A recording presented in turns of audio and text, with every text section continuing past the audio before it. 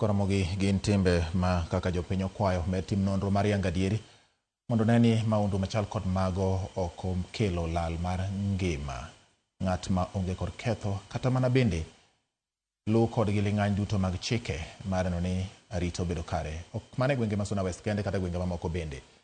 Kawasure ni jatend migawo mar arita Kipchumba Murkomen koro dok ne jatend jolweny jamadara Charles Kahariri kod jatend apisas mang'weyo maling'ling Nurdin Haji kuom nyocha seyo jogo masundo wach mar dwaro ni gol jatend piny William Ruto e telo.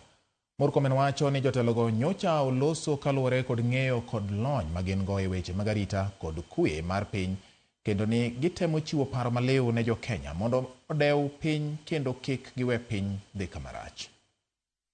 Going to become a country. If we are going to become a country that has order, my friend, forget about this thing you are answering the Chief of Defense Forces and the NIS Director. Those two gentlemen are speaking from information. They are warning you, they are warning your country, they are warning your future. You are making social media arguments here and politicians speaking out here and there.